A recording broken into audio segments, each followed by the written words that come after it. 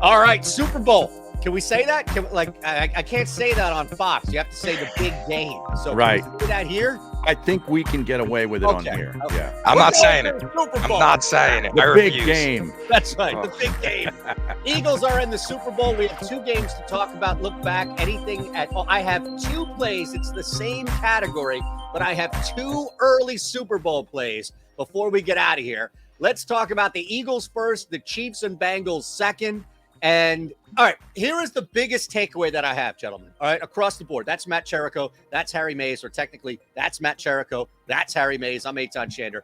The biggest problem, the biggest issue, the biggest thing that got me so freaking upset is that if Patrick Mahomes hurt his hand the way Brock Purdy hurt his hand, all bets would be refunded. Because they just did that with Patrick Mahomes when he hurt his leg or foot, whatever, on the high ankle sprain. So I'm sitting here with a Brock Purdy interception. I'm sitting here with all this Brock Purdy shit. Where's my refund? Where's my refund? All right, I lost, 2 units overall on that game. Yeah. I made some back in the other game, but a lot was lost at the result of this Brock Purdy injury. Hey. I heard earlier somebody felt dirty the way in which the Eagles won. Who cares? Yeah. They win. From a betting standpoint, it sucked. But from a real life standpoint, who cares? Hey, the books are just reminding you, Eitan, of something that you already knew. We all already knew. He's Mr. Irrelevant. So they're not going to return any bets on Mr. Irrelevant. Patrick Mahomes, different story. But yeah, the biggest takeaways for me were Shanahan once again comes up small in the biggest of games. The fact that they didn't review that play with Devontae Smith is absurd when his safety, Hufanga, is like saying, review it. He's going bananas because he saw the ball hit the ground right in front of him. The officials didn't see it. You got to review it. It wouldn't have counted. And then you saw Sirianni review the the incomplete pass, and it turns out to a fumble. He totally outcoached him in that first quarter. The game was over. Forget about Purdy. They would have won it anyway. But it would have been a much more fun watch. I mean, that wasn't even fun to watch. No, it was awful. And look, I don't want to play revisionist history or go down a hypothetical road, Harry, but it was 7-7 at one point with Josh Johnson. Not John Johnson. How's he in the league? How's he in the league? It doesn't make any sense, right? Wow. So, yeah, you like that? I think you're right. It would have been a tighter game, would have been more fun. Matt, I know you have a takeaway here from it too. Let me just add this thing, all right? For anybody who has ever bitched and moaned and complained, the refs got me, that call that should have been a drop by Devontae Smith cashed our Devontae Smith longest reception drop. So I don't care what the refs did. Exactly. Yep, we'll take it. I thought of that instantly. And especially when they didn't review it, I was like, man, we got away with murder right there. So it definitely down and move. Yeah, we just keep going along. One of my biggest takeaways was kind of how skeptical Shanahan was to really, I know at this point the game might have been chalked up, but to put CMC in at the quarterback position, even just throwing Purdy out there, I mean, he was just taking snaps, clearly never throwing the ball. Right. He was always going to hand it off. And I don't know, I get it. They were down probably 2.5 possessions at the time, but I don't know. You have to have some type of passing threat, or else you're just going to see, like we saw, Hassan Reddick run through your line. Yeah. Literally. Well, they had no solution for him coming into that game. Now, how do you come into a game against the Philadelphia Eagles, who had 70 sacks as a defense, and not have some sort of a plan to block Hassan Reddick? Yeah. How? I think the plan was that they were going to win these battles up front. Because it didn't look like Jonathan Gannon wasn't sending 6 guys. No. And this is why, let Nick Sirianni talk to Angelo or whoever the hell he wants to about Jonathan Gannon this, Jonathan Gannon that. This is a historic group of talent on the field that I don't think we've seen, Harry and Matt, and I don't want to Russo you, Matt, but go all the way back to 91 with Mike Golick. I mean, this is as good this is a better defense than 2017. Mm-hmm. Yeah. This is I mean, honestly, and I'm not trying to be hyperbolic, right? I'm not trying to be anything crazy, prisoner of the moment, but I legit think that this is a conversation to be had, that this is the best Philadelphia Eagles defense the 3 of us have ever seen. I mean, go back to the Buddy Ryan era. They had an incredible group of talent. Harry, but you're right. Just never won game. They just never won big games in the playoffs. That's the difference. You ask about what the plan was for Hassan Reddick. I think Hassan Reddick just wanted it. Like these guys just wanted it. I mean, these are one-on-one, in some cases, one-on-two battles. But he was coming clean on a couple of those plays. I mean, he was right untouched. There. It wasn't. Yeah, It wasn't. They put a wasn't tight end exerting on him energy. at one point. Yeah, it was somewhat He was a disrespectful. backup tight end on Reddick. Right, One of them when he got he thrown. blew him over. Yeah, Oh. there was no game plan against him, and I don't, like you Right. said, I don't understand how you go into this game not anticipating the front four just being all over you. So I don't know. It was also a good game. I know C.J. Gardner-Johnson had some missed tackles, but secondary-wise, I mean, they really didn't give those guys any space whatsoever. So I think that contributes as well. And the Eagles were able to run the football in that second quarter, and they really got the run game going with Gainwell first, and then you had Boston Scott, Sanders had the 2 touchdowns both running. But I was impressed with that because I didn't think they would be able to run on them at all. And they didn't. And those 2 touchdowns in 1 minute and 20 seconds at the end of the half. I mean, it was 7-7, and then all of a sudden it's 21-7, and the game is over. And that's the thing. Like, I think this team was talented enough to have an initial adrenaline boost. Like, all right, our guy's out. Let's go get this. Josh Johnson comes in now. You're tied 7-7 with that big C-Mac. But you don't have the horses. I mean, this team looked like, Harry, to your point, right, about that final stretch in 20, 2 minutes, especially with the turnover, right? Yeah. Like it got you feeling like, okay, this team has come to the realization that they cannot win this football game. And that, I think, was exemplified by Trent Williams' meltdown at the end. Oh, yeah. Where these guys just and here's where I'm torn. I don't know what to do. So I'm not making a statement. I'm asking a question. I want to take a lot from that game, but I also don't want to take a lot from that game. Does that make sense? No, you're absolutely right. How about Greenlaw going Canelo Alvarez on the football in the fourth? You talk about frustration. I've never seen a display like that before. Me neither. I mean, and you know, the thing is, like, you can never get away with that if it's one-on-one. Right? Because Gainwell, whoever's carrying the football, is just going to make you look like an idiot, and you're going to be like, coming in there with an uppercut. But even that, like, I've never seen that before, where a guy is just punching the ball like. Yeah. I mean, we see guys try and punch the ball out, but to repetitively uppercut the football, like, come on. Peanut Tillman. You know, you give it one good punch. I mean, that's he made an art form. He took that to an art form. But that he was like using him as like a heavy bag. Unbelievable. Yeah. Unbelievable. The other game was a little interesting here. You know, that the field goal prop, once again, I'm telling you, if it's prime time and if it's dark when the game starts, go ahead and play that. We'll see if it's technically dark for the Super Bowl. I think it will be, although days are getting a little longer, if you've noticed. Where we are here. Right. Look, and I know, Harry, you were talking about this, so I'll let you go on with this, but the whole conversation about the officials, it seemed like that dominated the Chiefs-Bengals game a lot more than it did the Eagles-Niners game. The Eagles were benefiting, granted, but I don't think you could look at some of these Niners penalties and say, oh, my God, you know, they were making stupid decisions. They were. And outside of the very end where you had one guy arguably lose a football game, which is pretty rare to see, but one guy lost that football game for the Bengals. I mean, I don't know. Were you guys thinking? Because I was on the Chiefs with Harry. We were talking about this. I had the running back ticket, so I had to hedge and take Kansas City and Philly in a money line parlay. I was okay with the result, but I don't know. I mean, was this a big thing? Like people being really upset about the refs in that Chiefs-Bengals game? I know it is today because I went on Twitter this morning and I'm looking at it and people are all, bitching and moaning about how the Bengals got jobbed or the fix was in because they wanted the Chiefs in. It's a better story and all, all the conspiracy theories. I watched that game. I had the Chiefs, but I wasn't, outwardly going crazy. I was pretty impartial about it. I just wanted to see a good football game because the earlier games sucked.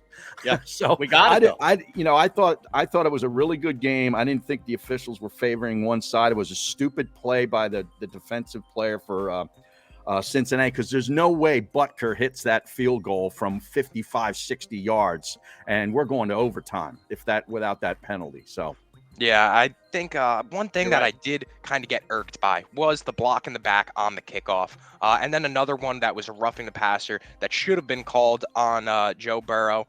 I really just think in Arrowhead, you're not going to get those close calls, and you have to play around that. So as a team like the Bengals, you can't look back on that game and say, that's why we lost. You have to go in here expecting, it's a home field advantage. Whether you like it or not, there will be a slight advantage, whether it's the crowd, whether it's, some type of home home team call, it's going to happen whether you like it or not. And you have to learn to play around it. And that type of penalty just can't happen. I mean, you're kicking yourself at that point. So I definitely think that was just a shot in the foot. Yeah, it's ridiculous. It's honestly, it's not as bad and it's not as violent and it's not as telling as far as the moment of the game. But what that man did was 50 times worse than what Trent Williams did. And what Trent Williams did was absurd and unforgivable. And he should sit out half of a season for doing something like that if he chooses to return. My guess is that he'll retire after this year, after a hell of a career. But I mean, you lost a football game. As Harry said, like you truly lost your temper, your control, your composure, what have you. Terrible way to go down there. I did see some props coming up here for the Super Bowl. Do you guys have anything else across the board? I mean, here's the thing. If anybody locally, this is what I'll leave my final thoughts on this weekend. If any local, I don't even know, who's the mayor? Is it still Krasner? Oh, no, he's the DA. Kenny's the mayor. Guy. Kenny. Who is it? Kenny, yeah.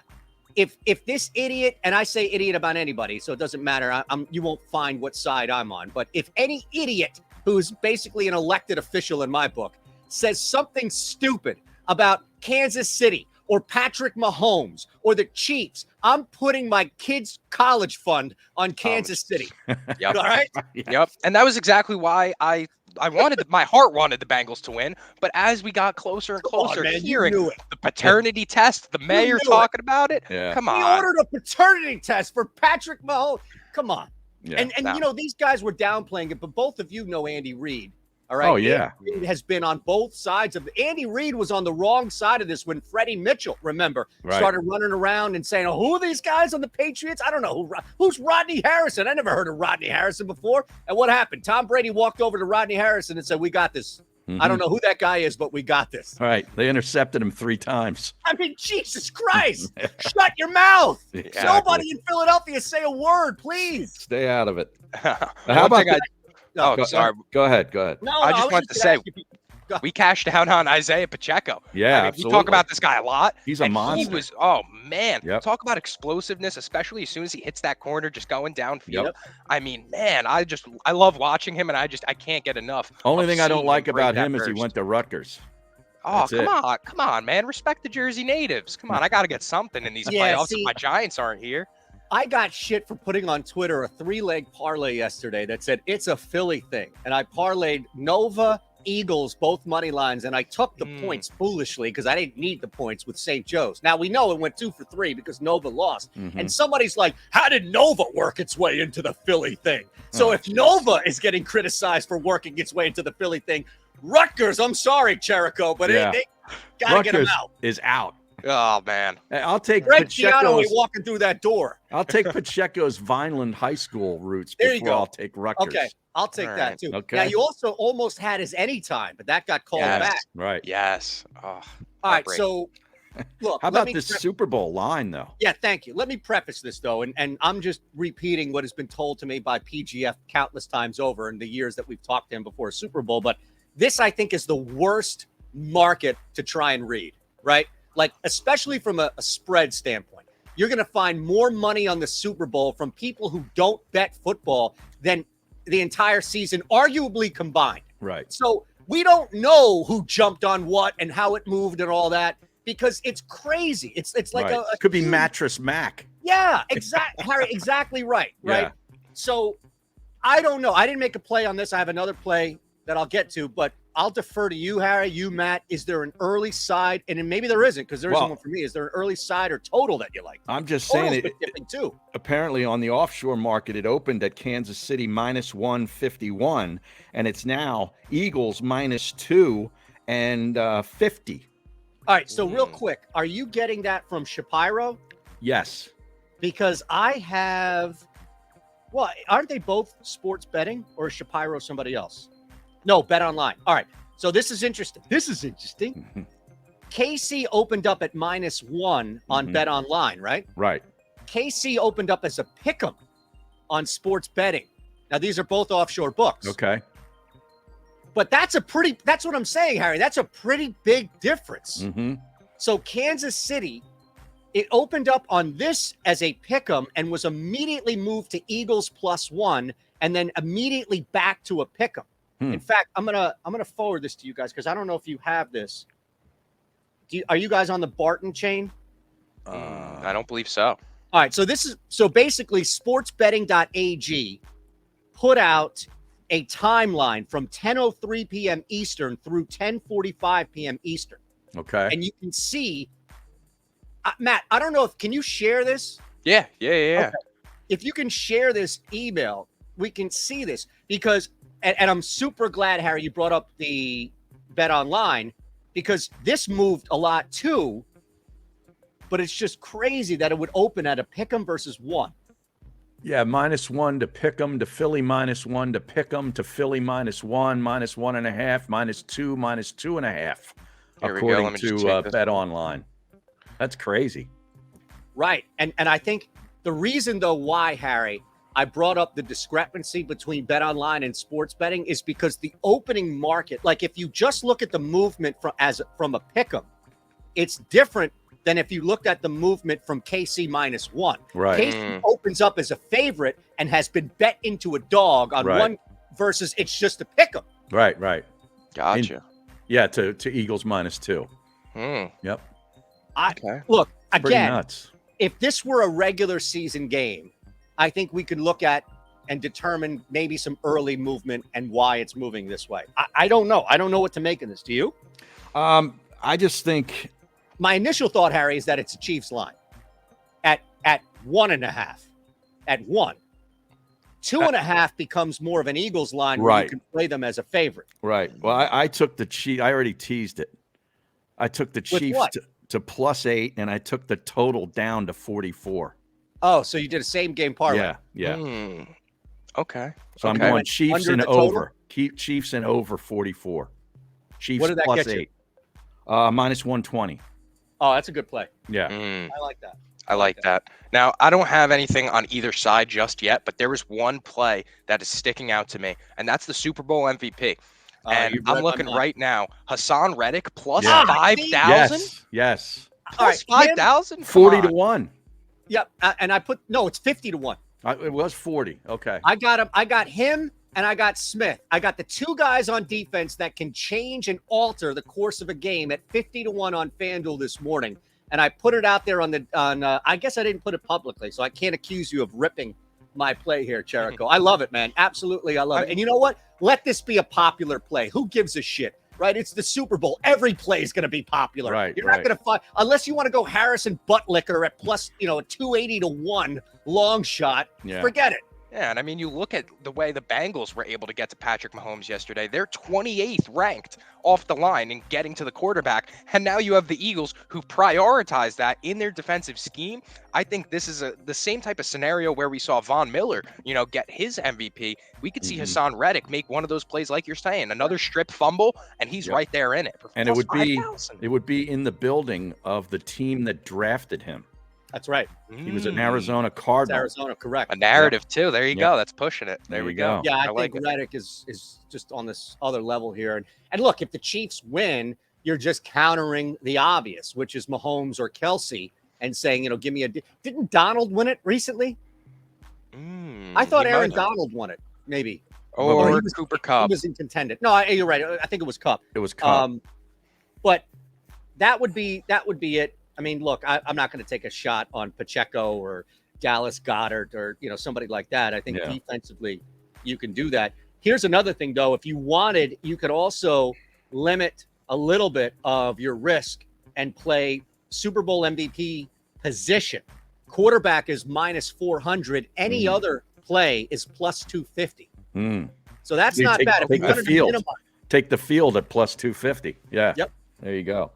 I have a college basketball play before we get out of here. Yeah. I mean, the only other stuff that came out here, length of the national anthem. Chris Stapleton is singing it. I don't know enough about his work. Oh, he's good. Is he? Okay. Yeah, he's country. Okay. You've got, who will be shown first. Look, who will be shown first during the national anthem, right? Yeah. All of these are usually -110, -110, -120. Mahomes is minus 130. Hurts is plus 100. I think I'm going to sprinkle on Hurts just because the odds should be 50-50. That's all. Is there anything where Rihanna will get naked at halftime? I don't see anything on Rihanna yet, but don't worry. That's coming. That's all right. Gatorade colors coming out here. All this coin toss, which is a 50-50. I see one. If you think that we're going to see another Philly special in this game, any quarterback to have 1+ receiving touchdown for plus 5,000 as well. So they're looking at every facet of this game. Nick Sirianni, the ultimate panderer, could pander to Philly past. Yes, like you got to let that sit, don't you? They built the freaking statue of the Philly special. You got to let that. You got to let that be. Because here's the thing: if you run that play and you don't win the game, man, yep. That's all tough. right, let's run it. Let's run the gambit here. Let's go rapid fire. All right. I know Harry, you got some college. I'm sure Matt's all Chericoed up in the NBA here. Oh, yeah. I'm going to throw 2 at you real quick. I'll leave the easy stuff for you out there, but the Peg is the lone game tonight. They're taking on St. Louis. St. Louis is bad. Winnipeg needs a victory. Like they really need a win. And I think this is a really good spot for them. So what I've done is I've split the puck line, which is an ask winning by 2 goals, and the money line, which is a lot. And I'll just take a minus 134 on the 60-minute money line. Meaning if it goes to overtime, I'm screwed, but they don't have to win by 2. They can just win by 1. That, and then here's another one. All right. It's a little outside the box. It's probably not going to hit, but I'm going to put a half a unit on it. Markelle Fultz over 3.5 first quarter points tonight. What? The only person who cares about this game for Orlando is Markelle Fultz. And Markelle Fultz is starting because of the magic and everything like that. So I think he's going to get, I think he's a little motivated. That's all I'm saying. It's crazy little thing, but if I can get it at plus 110, which I can, I think it was at plus 115 at one point. That's on DK. Sign me up. Wow. Okay. All right. Well, I'm going to go to college basketball. And not a great card tonight, but there's a game in the Big 12, which is pretty much the best conference in college basketball, that jumped out at me tonight. Texas Tech stinks on ice. They're 0-8 in the conference. They're 11-10 on the year. They're playing Iowa State. Iowa State is currently number 1 in the Big 12, 6-2 in the league, 15-5 overall, but they're only 2-4 on the road. They're laying 1.5 at Texas Tech. Give me the Red Raiders. Outright tonight. I like that call a lot. Yeah, I think they're in a really good spot right here. I might take points with Baylor. 3.5. And run that as a little parlay, to be honest. Texas coming off the big loss to Tennessee over the weekend. Huge win for Baylor, too. Yeah. They're coming off. Yeah, I like it. Temple got another big win on Saturday. Oh, my goodness, man. Look, can you place a bet on them right now to make the tournament? Because I bet you it's plus odds. It probably is, but they've got all week off now. They don't play until Sunday night against Houston at home, and they're going to have Reynolds in the lineup this time. That's going to be a battle. That's going to be a battle for sure. Tonight in the NBA. Yeah, go ahead. Yeah, I'm taking Steph Curry tonight, going up against our Oklahoma City Thunder, unfortunately for them. At home. It was 5. It was down to 4 at one point, so people are on to this. They're catching on. So I'm taking Steph and the points tonight. 27.5 for him. Going up, a high-paced team in the Thunder. They give up the second most amount of points to point guards, so I feel comfortable here taking Steph Curry's over. And he's been on a little bit of a tear as of late since he's come back. And also, there were apparently 6 missed calls in the last 2 minutes of their game the other day. So I think that he's going to come out with somewhat of a narrative of vengeance. And we see him in Oklahoma City. He always goes off. I mean, we remember that somewhat almost half court, shot a few years ago. So I'm going to take Steph Curry over 27.5. And then my big play for tonight is Kyle Kuzma over 11.5 rebounds and assists against the San Antonio Spurs. He's hit this in 4 of his last 5, and the Wizards have been putting him in a lot more of a point forward situation, which has allowed him to expand his facilitation game. And that on top of the fact that the Spurs aren't really great down low in the paint, I think that he's going to thrive tonight. And I mean, we're seeing Kuzma triple doubles lately. So I don't know. I'm going to ride the wave as long as it's, it's up there for me.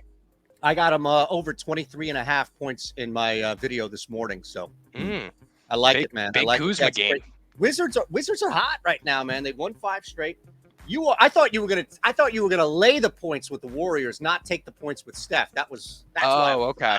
Gotcha. Can't I go mean, against our Thunder, man. nah, not entirely. Never entirely. I'm always rooting for them on the low. But You Steph need- could get his 27.5 still. You need an SGA jersey. I might have to Yeah. come on with one of them. If he Yeah. keeps cashing out for us, Yep. we'll be there with it.